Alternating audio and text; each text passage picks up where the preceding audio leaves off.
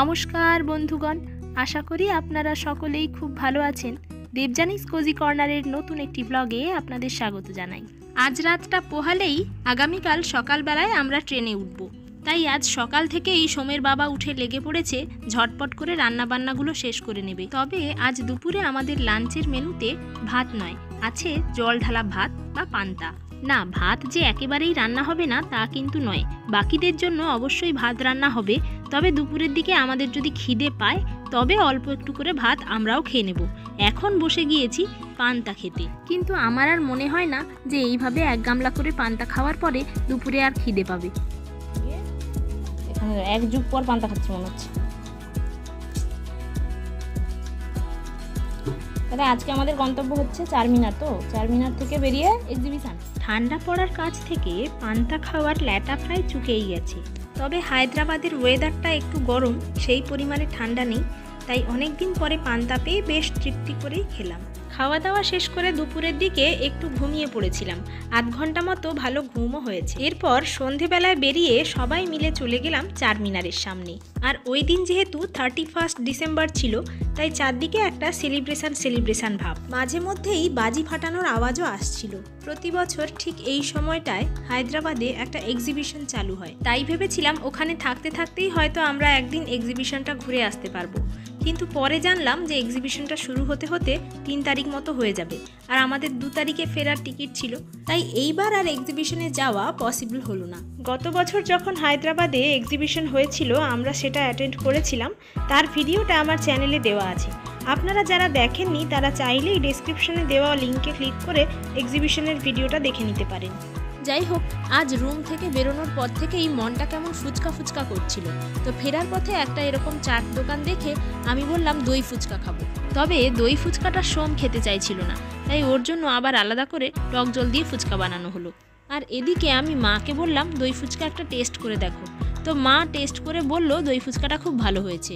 আর সত্যি বলতে দই ফুচকার প্লেটটা দেখতে খুবই সাধারণ হলেও স্বাদ ছিল অসাধারণ। ভালো লাগছে।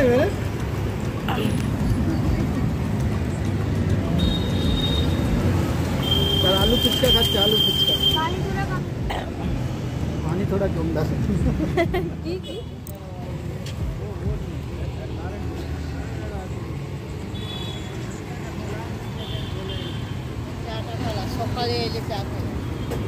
সকালে টাইম হবে না, 8টার সময় ট্রেন আছে, ভোর থেকে উঠেও তোমাকে বেরিয়ে যেতে হবে।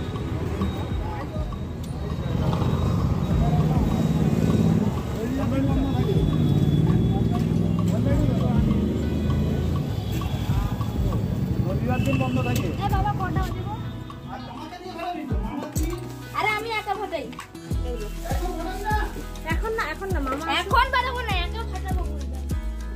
এখানে মা কি দিয়ে মুড়ি খাচ্ছে? এটা হচ্ছে কি মির্চি পকোড়া, কাঁচা লঙ্কা দিয়ে তৈরি চপ। ঝাল নেই কিন্তু খেতে ভালো লাগছে, তো ক্যাপসিকামের মতো।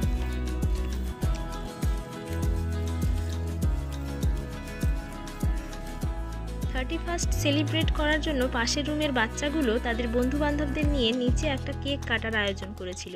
সেখানে ওরা সোমকেও ইনভাইট করেছিল। এরপর তাদের দেখা দেখি সোম এসে তার বাবার কাছে বলে, বাবা একটা কেক আনো, আমরাও সবাই সেলিব্রেট করব। ব্যাস, যেই বলা সেই কাজ। সোমের বাবাও ছেলের আবদার শুনে নিয়ে চলে এলো কেক। কেকের উপরে পড়লো রে গোটা।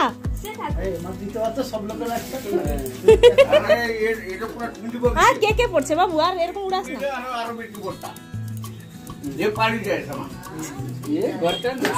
না না, আমাকে কাটতে হবে না, তোমরা কাটো। তোমরা ধরো। আরে সবাই তো দাঁড়াবে, তো আরে তোমরা সবাই তো দাঁড়াবে।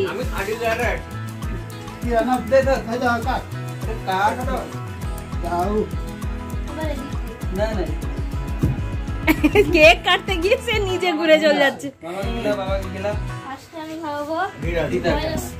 বয়স্ক, আর ফার্স্টে আমি খাওয়াবো বয়স্ককে। ঘরের লোক না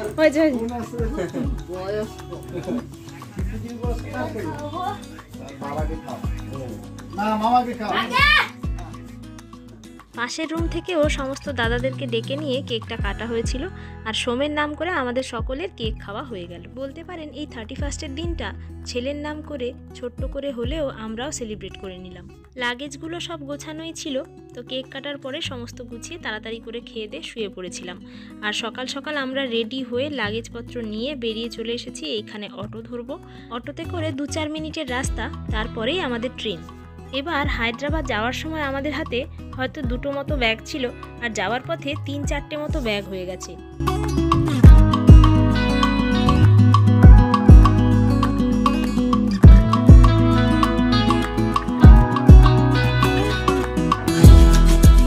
চলুন এবার স্টেশনে আসার 2-3 মিনিটের মধ্যেই আমাদের ট্রেনও চলে এসেছে আর ছাড়তে এখনও 4-5 মিনিট লেট আছে, তাই আমরা ঢুকে সিটটা খুঁজে বসে গেছি। ভেবেছি আজকের ভিডিওটা আর বেশি বড় করব না, একে তো আমরা বাড়ি ফিরছি, একটু টায়ার্ডনেস থাকবে, তাই এডিটিং করে উঠতেও সময় লেগে যাবে। তবে আজকে আপনাদের সাথে একটা ইম্পর্টেন্ট কথা শেয়ার করব। হায়দ্রাবাদ থেকে ফিরে এসেছি আমরা অনেক দিন হয়ে গেল, তবে মাঝখানে 10-12 দিন আমি ভিডিও দিতে পারিনি। তার কারণ হচ্ছে সালারজাং মিউজিয়ামের ভিডিওটা এডিটিং করে উঠতে আমার এতদিন সময় লেগেছে, কারণ পুরো একটা টানা সময় আমি পাচ্ছিলাম না।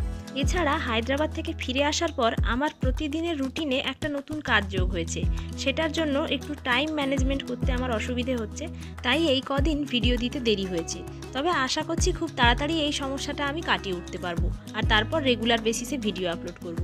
আর একটু আগে আমার প্রতিদিনের রুটিনে যে নতুন কাজটা যোগ হয়েছে সেটা কি কাজ সেটা আপনাদেরকে পরের ভিডিওতে শেয়ার করব। চলুন আরও একটা জিনিস আপনাদের দেখাই। এই চাদরগুলো ট্রেনের মধ্যে 100 টাকা করে বিক্রি করছিল, তো এই কফি কালারের চাদরটা আমি নিয়েছি, বেশ ভালোই লাগছে। না, এই চাদরটা দিয়ে হয়তো শীত কাটানো যাবে না, তবে হালকা ফুলকা শীতের জন্য এই চাদরটা একদম অ্যাপ্রোপ্রিয়েট। তবে স্থান ভেদে 10-20 টাকা এদিক ওদিক একটু হতে পারে। যাই হোক, অনেকক্ষণ হয়ে গেছে, চলুন এবার একটু চা খাওয়া যাক। আর আজকের ভিডিওটা তাহলে এখানেই শেষ করছি। খুব শিগগির দেখা হচ্ছে নতুন একটা ভিডিও নিয়ে। ততক্ষণ আপনারা সকলেই ভালো থাকবেন, সুস্থ থাকবেন, সকলের খেয়াল রাখবেন। আর ভিডিওটা ভালো লাগলে একটা লাইক করবেন, দেবযানীস কোজি কর্নার ইউটিউব চ্যানেলটিকে সাবস্ক্রাইব করে সাপোর্ট করবেন। আর আপনারা চাইলে আমাকে ফেসবুক আর ইনস্টাগ্রামেও ফলো করতে পারেন, আইডিগুলো ডেসক্রিপশন বক্সে দেওয়া থাকবে। চলুন তবে আজকের মতো আসি, দেখা হচ্ছে নতুন ভিডিওতে। আপনারা সকলেই ভালো থাকবেন, ধন্যবাদ।